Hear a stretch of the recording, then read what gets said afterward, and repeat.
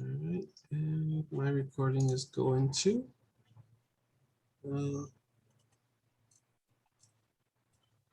Yep, still no Bernadette. Okay. Let's see. Yeah, if you wanna let everyone in, All right, that's fine. Thank you so much, Julio. no problem. And room is live.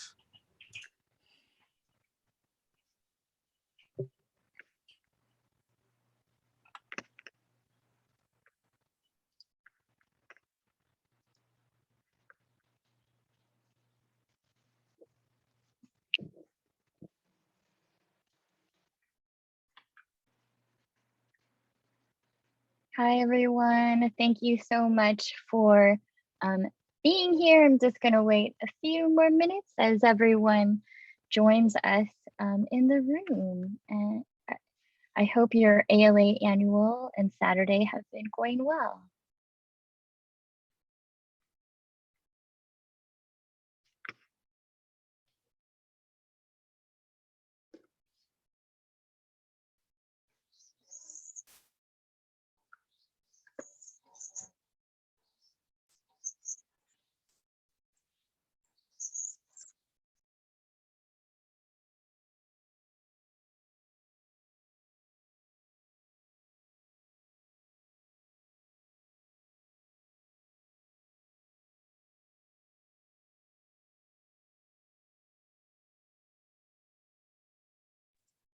Apologies. Literally the moment that slide came up saying it was recording, I don't know if you heard it in the background, but there's now a saw going on outside of my my building. So hopefully you can't hear that, but I apologize in advance if you can. I'm gonna go ahead and share my screen now.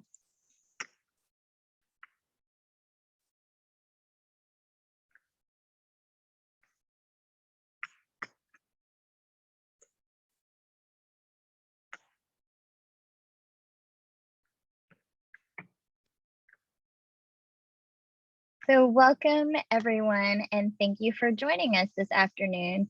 We'd like to respectfully ask attendees to please keep your camera and mics off unless you're speaking, but feel free to introduce yourself and where you're zooming in from in the chat. Thank you so much to those who have already done so. And also please feel free to use native-land.ca for any land acknowledgements.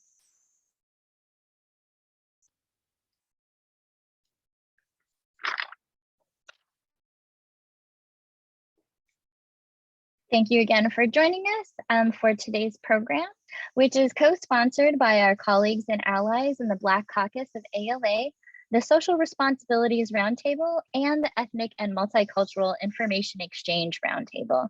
I'm Candice Wing-yee Mack. My pronouns are she, her, hers, and I'm honored to be the current president of the Asian Pacific American Librarians Association, also known as APALA. And I'm zooming in from the unceded lands of the Chumash in Los Angeles, California. Founded in 1980, APALA is a nonprofit organization dedicated to enhancing leadership opportunities through informed dialogue that addresses the needs of Asian Pacific American library staff and those who serve APA communities. Last year, 2020, was our 40th anniversary, which we are continuing to celebrate through ALA Annual this year, since it has and continues to be such a challenging time. We appreciate the support you have given your families, institutions, and communities, and also to our association during this difficult past year. Please continue to encourage your institutions, colleagues, and allies to stand with us in condemning the recent anti-AAPI and xenophobic attacks on our community beyond the pandemic and beyond AAPI Heritage Month, because for many of us, AAPI Heritage Month, as well as all of the different months, is every day, not just the month that is allotted to us. So now onto our panel on community-driven justice in our work, featuring, I'm going to stop sharing so we can see all of our wonderful attendees and guests, featuring Holly Smith. Holly, can you give would you mind giving a little wave? Thank you. Holly A. Smith serves as the college archivist at Spelman College. Previously, she served as African American Materials Specialist in the Lewis Round Wilson Special Collections Library at the University of North Carolina at Chapel Hill. She received her BA in History and Black Studies from the College of William and Mary, an MA in History from Yale University, and her MS in Library and Information Science with a concentration in Archival Management from Simmons College. Ms. Smith has served as chair of the Society of American Archivists Diversity Committee and co-chair of the Women's Collection Roundtable. Additionally, she is the proud co-author of the article, This Black Woman's Work, exploring archival projects that embrace the identity of the memory worker from Kula Journal, and author of the piece Radical Love, documenting underrepresented communities using principles of radical empathy from Journal of the Society of North Carolina Archivists. Ms. Smith has had the pleasure of speaking on panels about HBCU archives, digital collections, and the papers of lesbian feminist activist/writer and librarian Audre Lorde. She is passionate about community archives and archival advocacy related to collections for historically underdocumented communities. Next, Sine Hwang Jensen. They Them is a queer, non-binary Asian American memory worker living in Huichin, the unceded ancestral homeland of the Lishan Ohlone peoples. They are the Asian American and I'm having trouble hearing you. Sorry. That was Siri, apparently.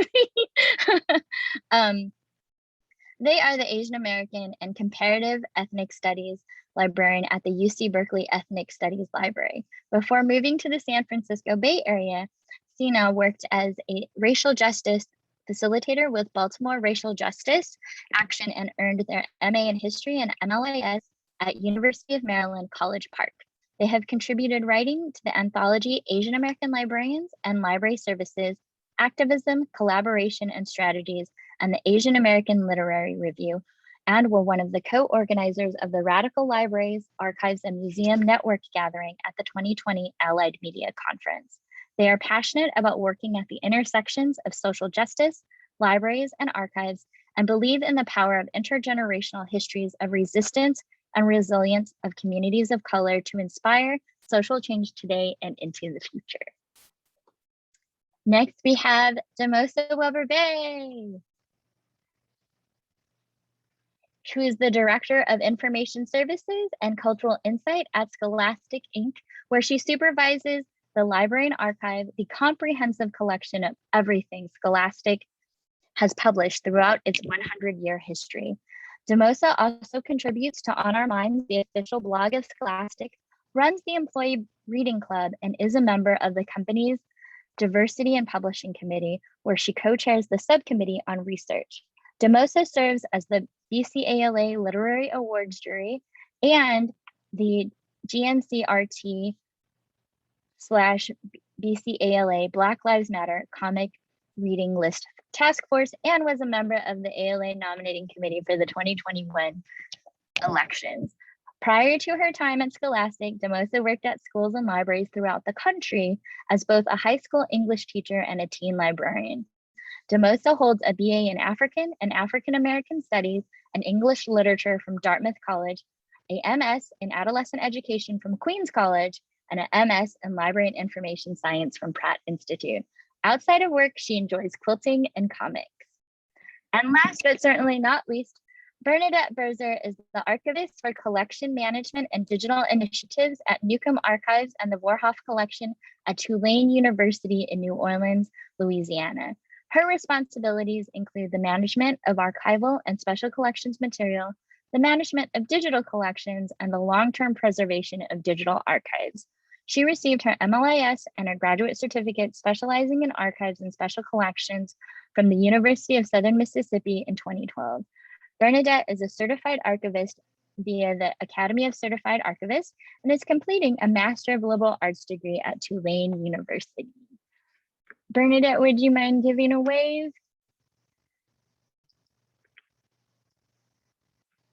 Hooray! So I'm Candice, and I'm so happy and thrilled to be here with our esteemed panelists. I guess I'm representing the public library aspect because my day job is actually as the coordinator of system-wide young adult services at the Los Angeles Public Library. But without further ado, let's start. This question is for everyone, but let's start with Bernadette. Please tell us about your work and supporting community justice and engagement in your workplace, community, or in the profession at large. Hi, at Newcomb Archives, we collect and preserve and make available records that document the legacy of Newcomb College and the history of women and gender in the Gulf South. And our Nadine Robert Vorhoff collection is a non-circulating special collections library devoted to women's education, prescriptive literature, culinary history, Newcomb authors, gender and sexuality, and third wave feminist zines, and other topics. One way that we support community justice and engagement in our workplace is by, first of all, we're very transparent about Newcomb College's racist past as a white woman's industrial art and science college in the Victorian era, late Victorian era. So we're very transparent about its origins. As an archivist working at a feminist archive, I became interested in connecting the dots between feminist theory and how to apply it to my profession. One of the best concepts I've come across that addresses this type of approach is Caswell and Ziffer describe as ethical feminist framework. And they write about this in a 2016 article about radical empathy in the archives. So with this in mind, I strive to approach archival collection management with radical empathy. And I've personally tried to improve my awareness and become more involved in decolonizing the archive, starting with reparative descriptions and letting go of what Amy Cesare refers to as colonial obsession with thingification. So that's kind of what I try to do.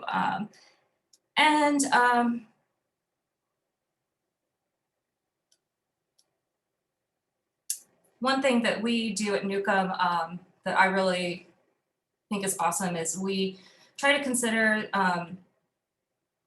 we try to rely on community leaders and members to describe and identify themselves and improve our knowledge of cultural vocabulary from a community perspective. And as in my profession, I try to be a mentor to young library professionals and students.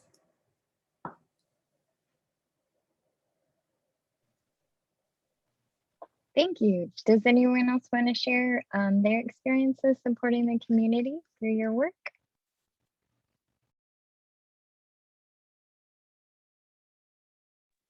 Sure, I can go. Can you guys hear me? Sure. So hi, everybody. It's an honor to be here. And I should point out that I'm on the ancestral home of the Lenape people. So at work, primarily what I am responsible for in my work is the archive 50%, the materials that we publish going back, but then also readers advisory and reference for, materials that are being created in the present. And as the years have gone by that I've been at Scholastic, the tenor of the reference questions, has just increasingly, turned to stuff that has to do with terminology and best practices when creating educational materials, as well as, just like trade things to read for fun. And one of the things that I have been doing in particular, working with the diversity committee at work, is just trying to figure out ways that we can connect across the different divisions where we have people that are doing similar work so that we're more effective and more efficient, with our time and things that we're learning and the different kind of, pockets of knowledge that exist throughout the company. And then I also wanted to point out that I try to do different things like one, make sure that the library itself is a intellectual and physical space in the building for the people that work at the company, because I see, everybody as a whole as my patrons, that work or not work, but that are out there in the world, teachers, students, parents, librarians, right? But then my actual patrons are also the people that I work with every day at Scholastic. And so people who my colleagues are also coming to me with questions as they're raising their own children, as, oh, sorry, my camera's doing things, as they're raising their own children, as they're kind of navigating with their children's teachers, different experiences that they may be having with their like learning disabilities and stuff like that. And so, I try to be a resource and kind of, a safe space where people can ask any question that they have, particularly about things that have to do with terminology and changing trends in education. And then the last thing we'll talk about more obviously, but I wanted to just note that I've been trying to get myself into places where I can be in the decision-making room. Being the librarian, I don't necessarily have a decision-making power, although I have the ability to, give people stuff they're making evidence-based decisions and stuff like that. But I did advocate for myself to get into book selection a couple of years ago, which is where the clubs and fairs people have an opportunity to talk about books that are going to be carried in schools. And just try to make sure that I'm there to uplift not just the books, but also the authors and the editors that are there, in the publishing industry, young and, interns and stuff like that. So that's where I'll end for now.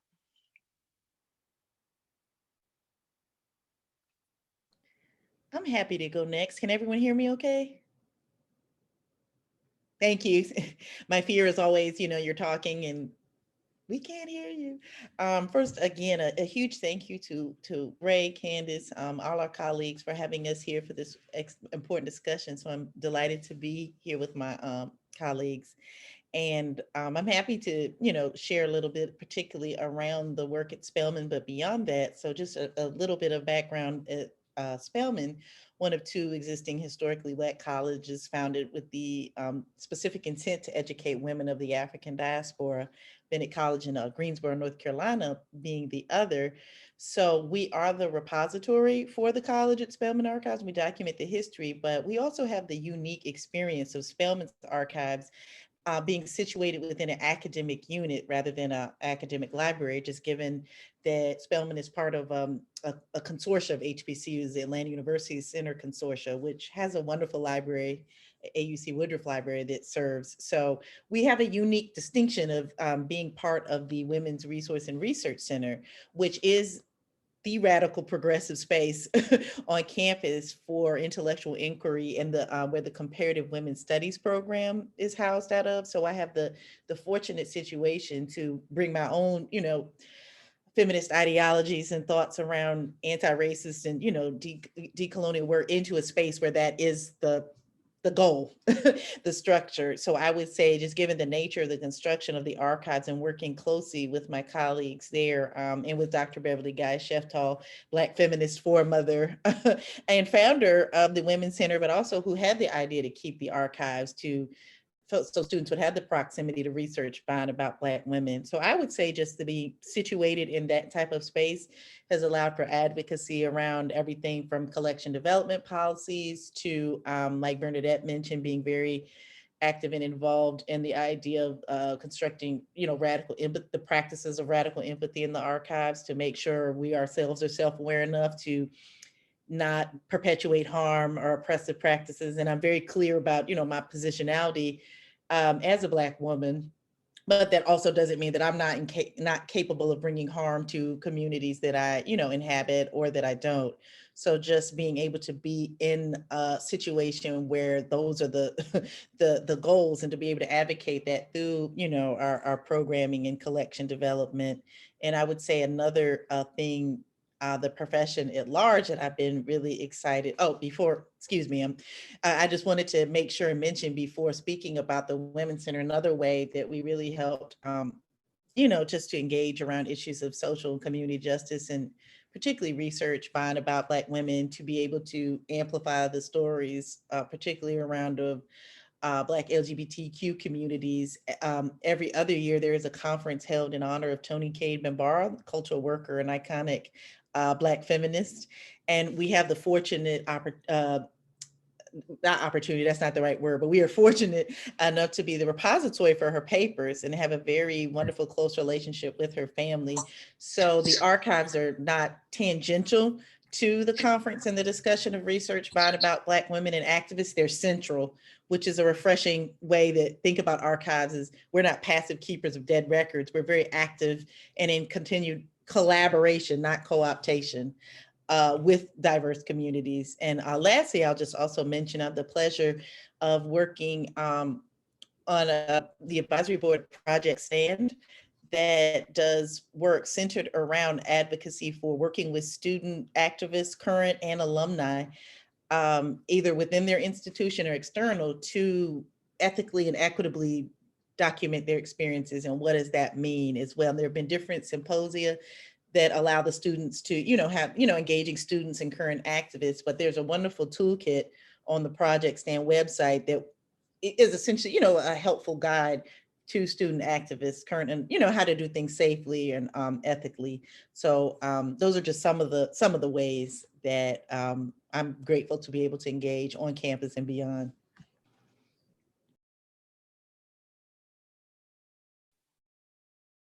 I'm happy to go next. I'm also a big thank you to Candice and Ray and on Holly, Deimosa, Bernadette, who I'm just meeting now, but I'm so excited to learn from you and to have this conversation. I kind of wanted to start with a little bit more of the work in general, and then talk about what I do for money professionally, which I also love. And I kind of was drawn to libraries and archives just through my own experience as a Chinese American, mixed race, and a queer person, non-binary person, just really drawn into the realm of uncovering histories. And then through that process, came up against all of the barriers that, I'm sure my colleagues are experts on, and, you all know in terms of the erasure of those histories through white supremacy and patriarchy, capitalism. So that was sort of my journey. It started through working with my grandfather on his life story. And as a teenager, and helping him write that down led me into this path of wanting to be an archivist, wanting to be a librarian, wanting to be involved in history making and documenting. So now I work at the Ethnic Studies Library, which it's interesting. It's kind of similar to what Holly was saying in terms of we're part of an academic unit, the Ethnic Studies Department, that is very much dedicated to racial justice and to creating and supporting knowledge that informs social movements. And it's a very active, field. And so we are the library within that. And we are very much connected to our origin, which was through student strikes and a coalition, which was called the Third World Liberation Front. And that was a coalition of Black, Chicanx, Asian American, and Native students who came together first to support the struggle for Black studies on campus. And that expanded to become the Third World Studies movement. Now we call ethnic studies, a lot of different terminology.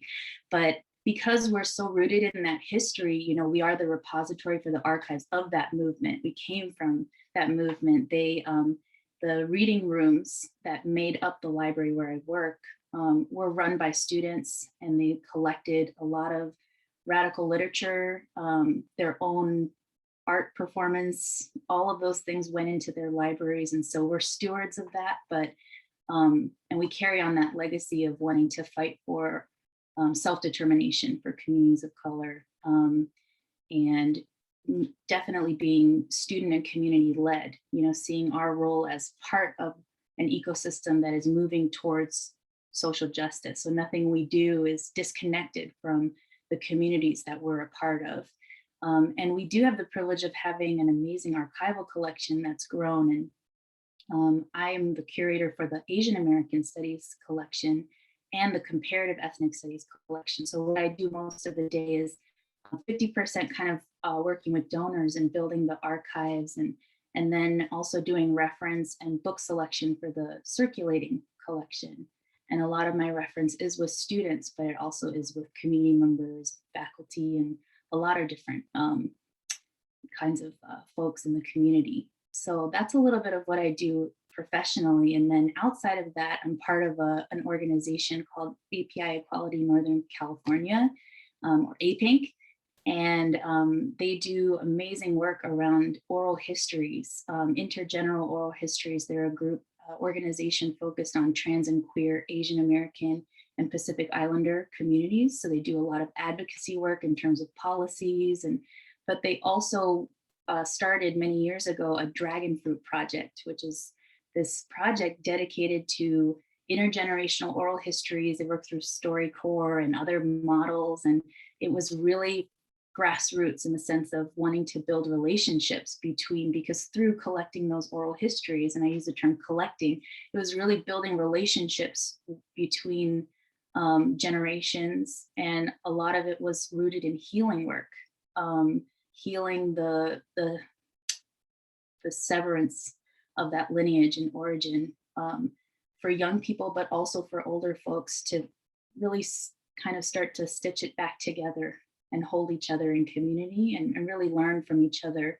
And it's been such an interesting project because it started as a historical project, but it led to a mutual aid network, because one of the things they were hearing was the older folks, were not getting the kind of support that they needed, and so it kind of naturally grew out. So I feel like that's a really amazing example of how history and archives, it's alive.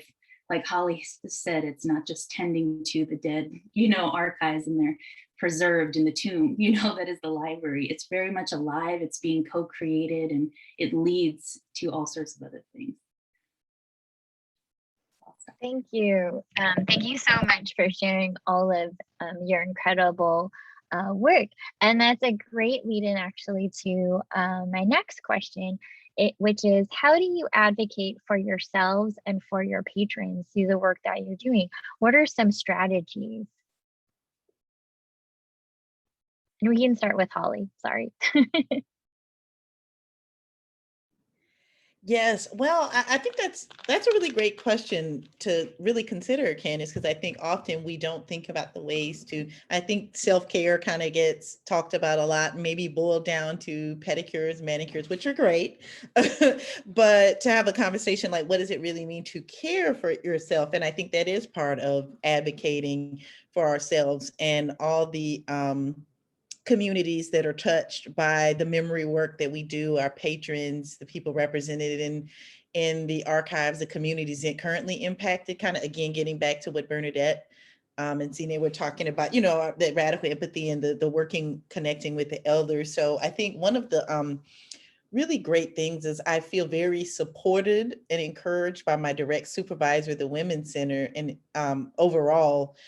And I think sometimes that's the first step, because I know, unfortunately, we also exactly want to self-care. Community care is self-care, and self-care is community care. So we have to really, and some of my sister colleagues and I, Jasmine Jones, Elvia Aurora Ramirez, and Shannon O'Neill are working on an edited volume about radical empathy. Small plug, it'll come out soon, stay tuned.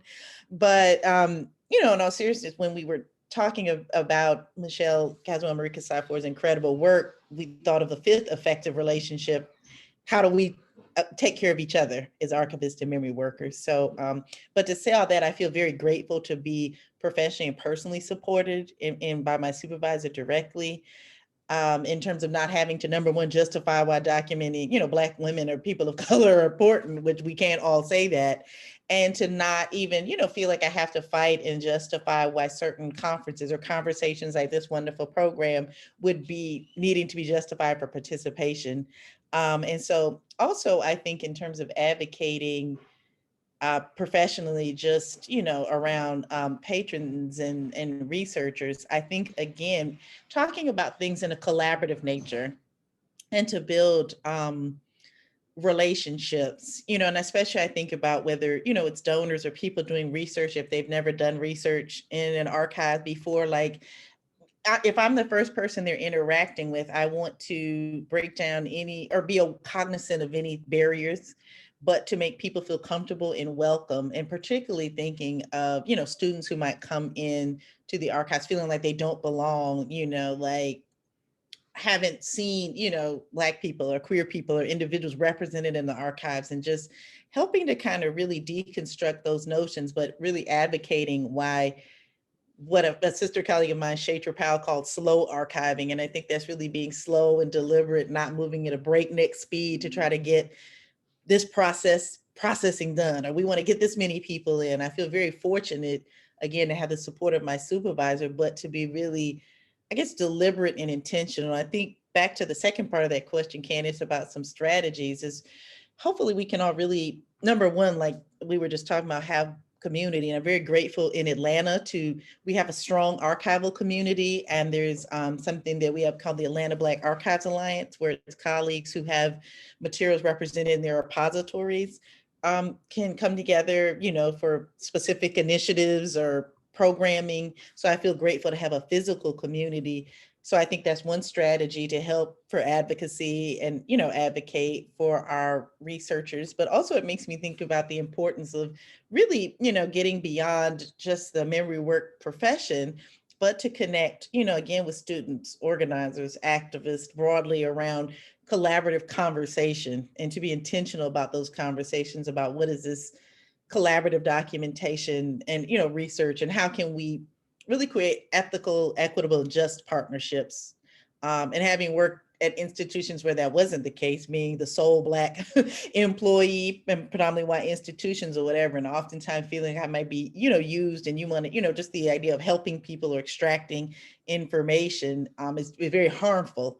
And so just really challenging those notions, but building those relationships.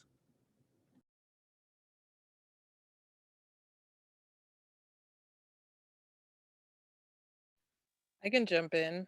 You guys hear me?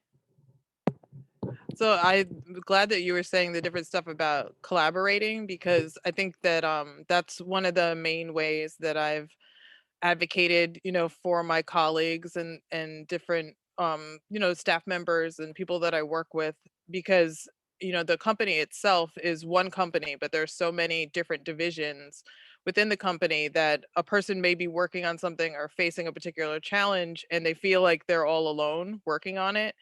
But as we've come together with our diversity committee, it's given us the opportunity to introduce people to each other from different divisions who may be facing, a similar challenge in their work. And then when they kind of, realize that there's like someone else, one who may look like them, but two who's like, facing some of the same challenges, like-minded, both, trying to like make a better future, then they, it gives you, a sense of excitement to be working together and trying to figure out ways to solve and create, and think proactively instead of always being reactive. That's one thing that I try to focus on. But some of the things that I try to do specifically, being like a corporate library, like a small unit within a larger, whether you're thinking like corporate America or publishing, the open door policy for sure, making sure that the library itself is a safe space where somebody can come in and they can tell me if they have something that's going on that they don't feel comfortable. Let me move back, sorry. Talking about somewhere else, and then also that they can ask any question, and then we'll try to find, information that has, resources, evidence-based market research, trends, things that are being defined in articles and blogs and stuff like that. I try to listen for commonalities that I'm hearing in the reference questions from people across divisions. And, there's a thing in librarianship between stated need and actual need. And so sometimes I may have a series of people in a, sorry, look, see, my camera's messy. Sometimes I may have people who have come in with a series of questions over the course of a week or 2 weeks that are very similar to each other, even if when they're stating it, it's not the exact same thing. And then I'll start to notice that there's something that's trending, and then I can elevate that to either the diversity committee itself, or I can go to my supervisor who works in corporate communications and say, like, I'm getting the same kind of question, the same kind of concern. That's one way that I try to activate for people. And then when I'm in meetings, I always try to do things like throw a wrench into things that people are talking about, present alternate perspectives. Sometimes I'll say intentionally, I'm about to throw a wrench into this conversation. Do anybody be mad at me? And then our employee reading club is another thing that I I try to do, because the employee reading, oh, my camera's bad. The employee reading club is a place where I can kind of elevate books that people may be working on that aren't getting maybe all of the attention that, you know, some of what we call like the front list or like the big titles, you know, what all the marketing and stuff are getting. So when I have my employee book club, I'm able to select titles that are by marginalized authors and introduce them to people across the company that work in different divisions, because then maybe somebody will get an idea of something they could use for in an education program or something that they could promote in like a library marketing campaign or something like that. And in particular, because I was going to be presenting to you guys today, I just wanted to share with you, I don't know if it's going to show up on the screen, this book, Dawn Raid. And this is, you know, without being like in a giant organization to, you know, like how do I advocate, right? You know, when I'm just like this one librarian in the building. This book in particular is one that Scholastic New Zealand had published, and it's about a young woman who's Maori.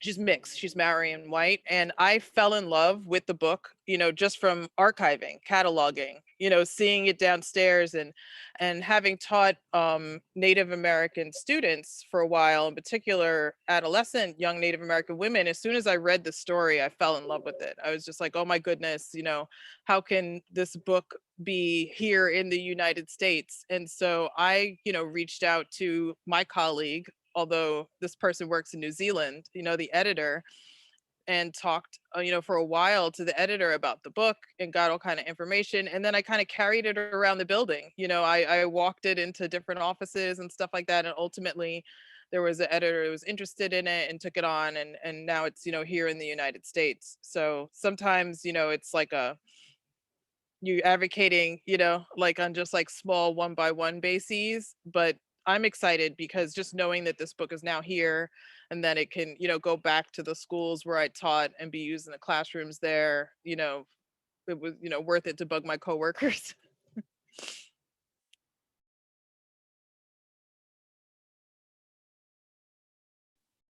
I can jump in.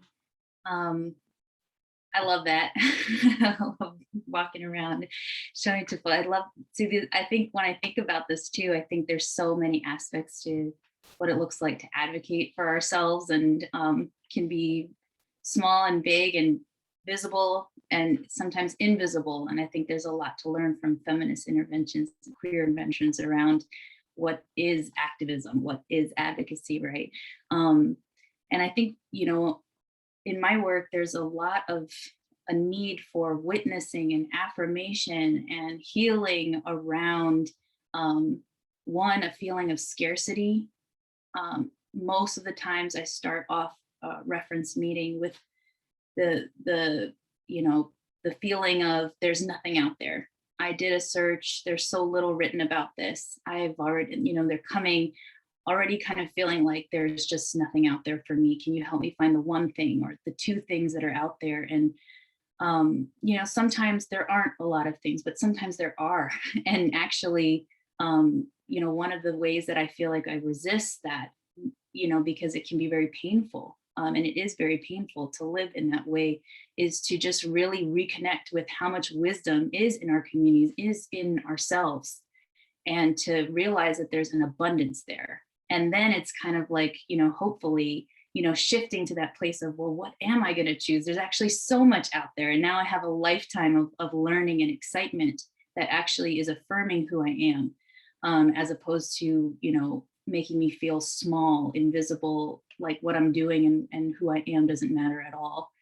And I think that, you know, that work of witnessing and empathy is so important, and it does take a lot of energy. And so for myself, you know, at UC Berkeley, and I know it's across the board, there's a lot of talk about resilience. They really love that word, you know, and sadly, resilience has now become a term that's sort of like, well, you're so good at handling trauma and violence, let's get better at that. And so it kind of goes against, you know, trying to lessen suffering for our communities, not to get better at suffering, you know, but to actually reduce the suffering for ourselves. And so pushing against that for myself looks like, you know, advocating for my pronouns to be used, you know, as a non-binary person, advocating for needing time, you know, away from work, making sure that I'm not getting pulled into the overwork, the really normalized burnout culture and martyrdom culture that capitalism is just, even post-pandemic, you know, or we're not even post-pandemic. What is this term? You know, there's all this push to just business as usual. Let's keep, you know, and so to remain centered in what I need, you know, how am I? And then to build relationships from that very human point of how are you? It actually takes a lot of work, and I think that there's a lot of things that can blossom from that. You know, it's almost like a root or a seed for what we need in terms of building healthier and communities, healthier and stronger communities. And I'll jump in.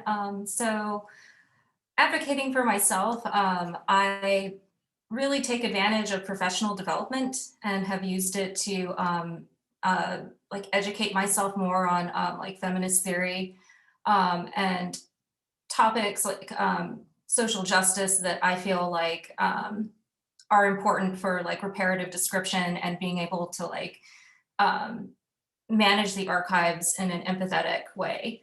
But also in managing archival collections, I work with a lot of student workers, and I feel like they're also really important patrons like on campus.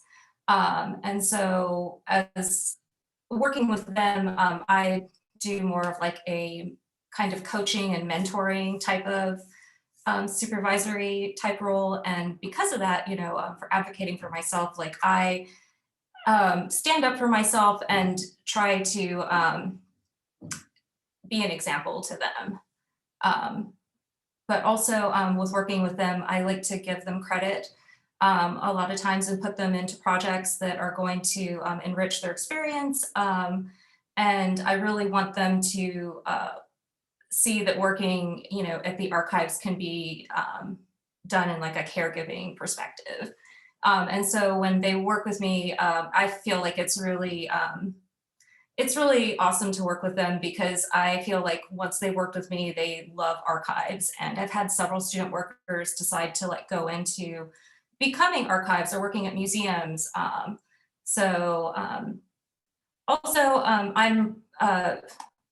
We have created, the way we create access to our spaces, we want the repository to be a home for collections and not a cage or a prison for, you know, objects.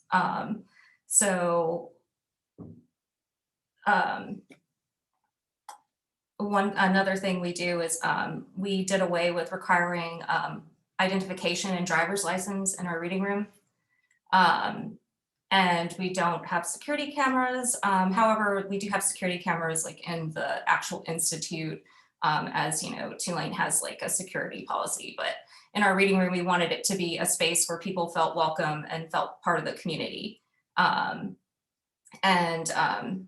Before our reading room was in a hidden space that was like almost impossible to access. And a lot of people were confused as to how to even like enter the space. And now it's like, it's very open.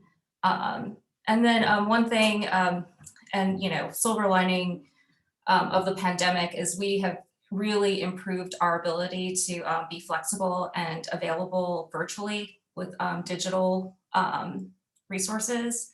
And we really, we've been using like Concept Board to do like virtual kind of like virtual reference interviews with patrons. And Concept Board is a thing where you can, it's a platform where you can actually like, artists use it a lot to do kind of virtual like critiques of artwork in art classes. And so we've been doing this to where we put all of like the archival materials they want to see down on like the Concept Board. And it kind of gives this illusion of like, you know, looking at the archives with like an archivist. So.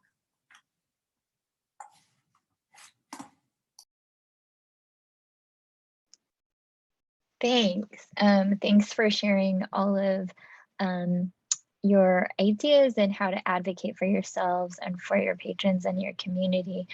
Just yesterday, actually, I was having a conversation with a colleague that I hadn't seen in a while, and just sharing about how the main answer to how are you at this point is alive, right? Like after this year and a half of craziness, you know, that in it, I think in it of itself, for so many of us is an accomplishment, right? Like resisting the culture of production and, you know, particularly during a world wide pandemic that is still going on, like y'all said, you know, just surviving is thriving, right?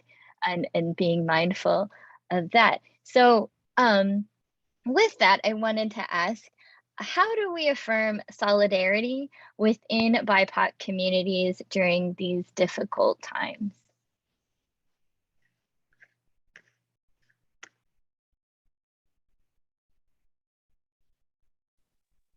I'll jump in. I actually wanted to, can you guys hear me? Always double checking.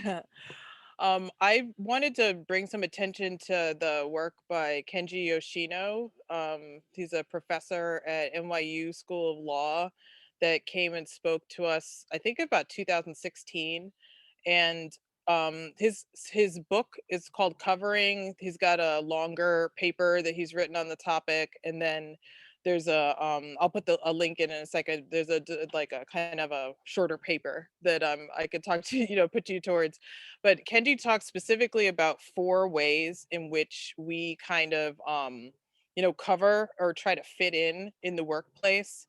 And so I tried to, after we had that presentation from Kenji, just like really take it to heart that, you know, I wanted to just do the opposite of these 4 things. And then also by, you know, doing that, try to create space for other people to do the other things so that we could all, you know, just felt like we had permission to be authentic at work since Kenji had stood on the stage and said these things to us.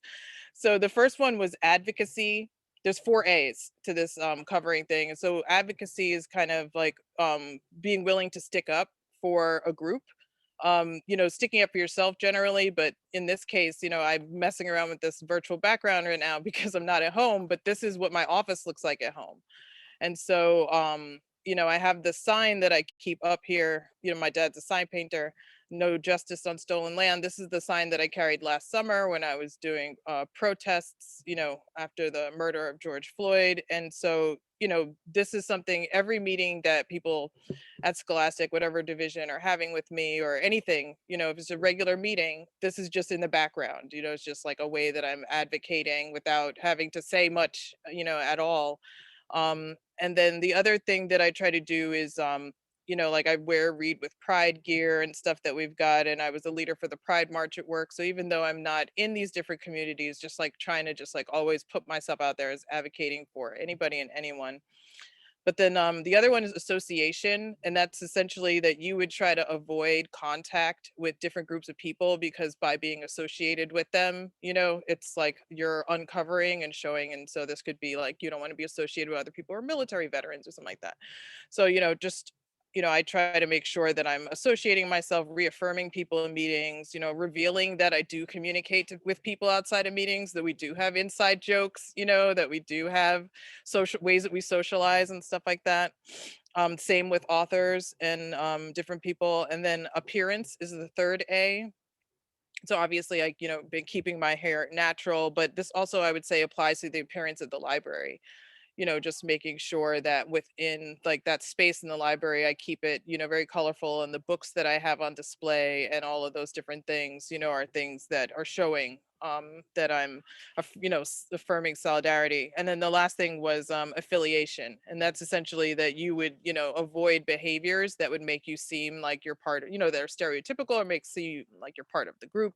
And so, you know, that's just with me trying to again, continue to be authentic, and by carrying myself that way, you know, I speak publicly about the fact that I'm vegetarian, I was raised vegan, that I was raised Islamic, that I'm West Indian, that I was raised poor, you know, that I was homeless at a time and homeschooled, and that, you know, I blast reggaeton music and soca in the archive. And so it's just like I try to model those different kind of behaviors, and just, you know, where when I can, when there's an opportunity to, you know, be in solidarity with somebody else, or, you know, display or advocate in some way, shape, or form, just to be doing that.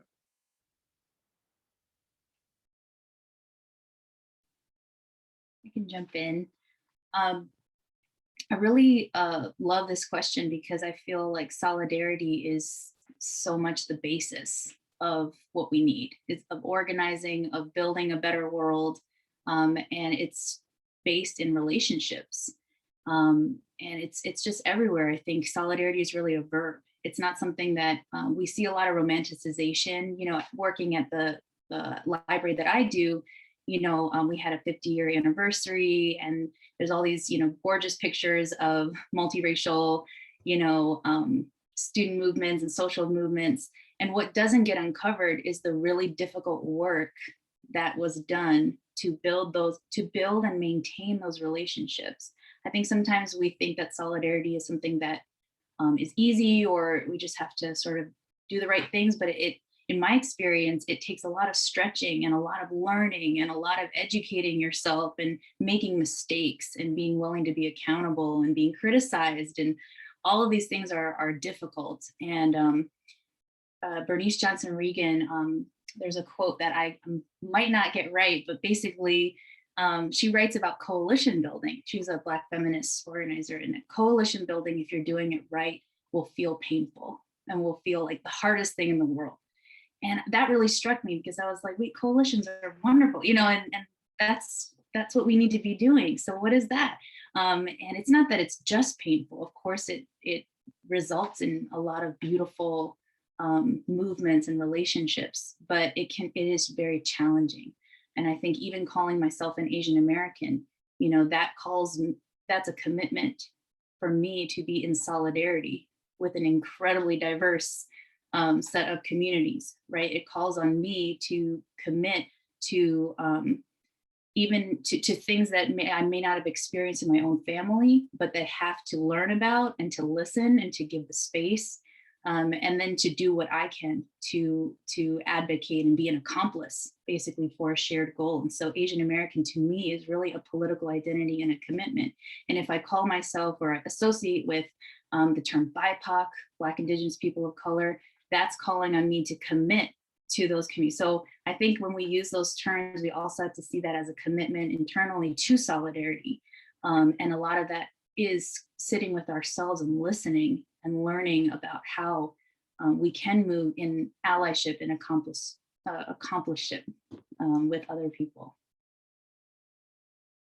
And I'll just say one last thing about, you know, just the conversations around hate crimes, because that just sort of popped into my mind. And I think, you know, we've seen this intense rise of anti-Asian racism in the past year, and there's been a lot of attention to Asian American history and the roots of anti-Asian racism. And we've also seen that at the same time, this amazing movement to defund police that emerged after the murder of George Floyd and has a much longer history than that.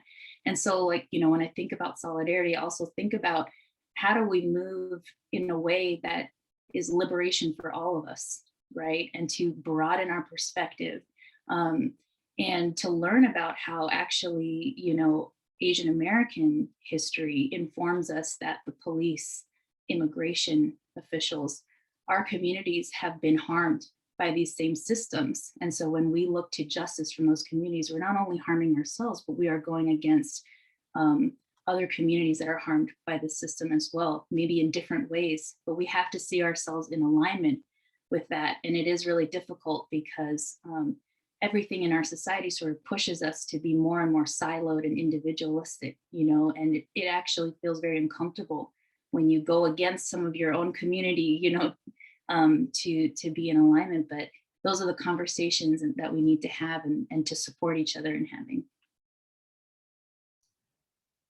Well, so unfortunately, the pandemic, all the networking and like personal networking, like in my own community that I was working on, like in 2019, like just kind of broke down like when the pandemic happened. So yeah, I've been in my little spaceship for a year, as everyone else is probably.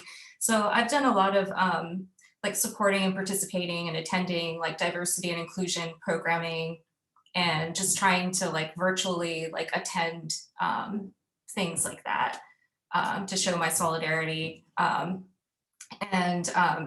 You know, I've really, well, because I've had so much time to just read and do things on the computer, you know, staying current on important issues. You know, I'm always like trying to gain more knowledge about the history of colonialism and capitalism and social justice and gender feminist theory. And I feel like, you know, if you feel like you can't do anything, you can always just like learn more and more as much as you can. Sometimes I feel like, you know, I need to learn, I need to know more, you know, so, so personally, you know, also, I try to make sure that I like align myself with, you know, groups that I want to be in solidarity with, and make sure that I'm there for like voting, you know, and help like my community people to go and vote. You know, we try to organize like, you know, ways, transportation and ways to get there, you know, stuff like that. You know, at work, we really are trying to, like with our reading room and how we're collecting resources, like we really want to continue to provide like a safe and inclusive space on campus. You know, if that's like the reading room, the archives, the institute, or even like our digital collections, our digital spaces that we manage. And yeah, I just want to amen corner everything my colleagues have said and Sine. I love the word. I use accomplice myself because I'm like ally. No, I'm like, nah, let's tear some stuff down together.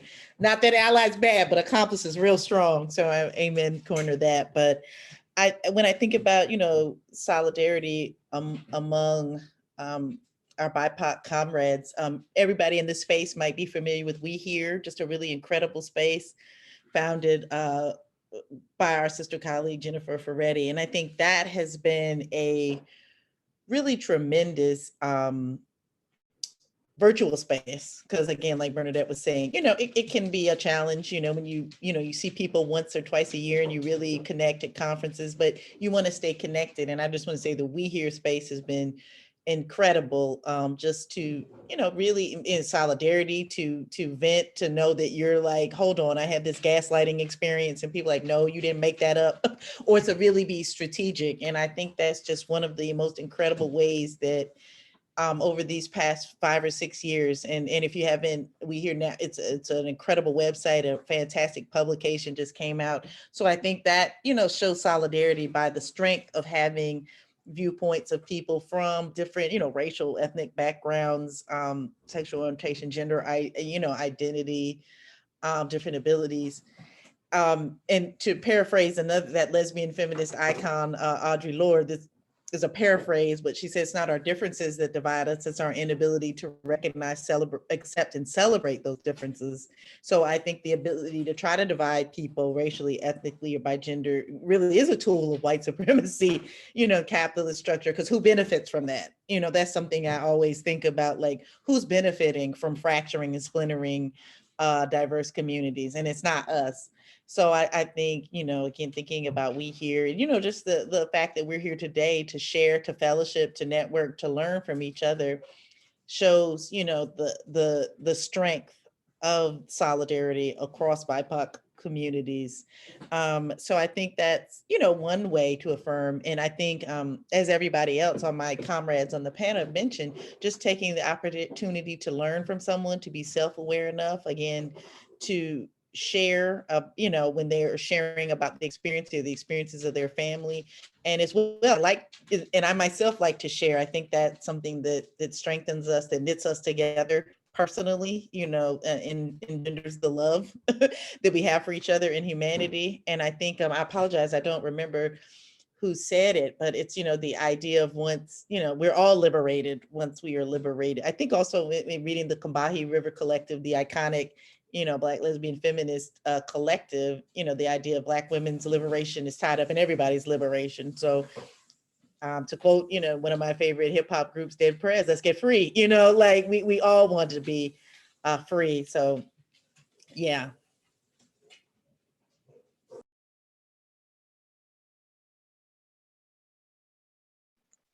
Thank you so much. And I'm loving, thank you so much to everyone here, all of the love that has been shared in the chat, as well as everyone has been speaking.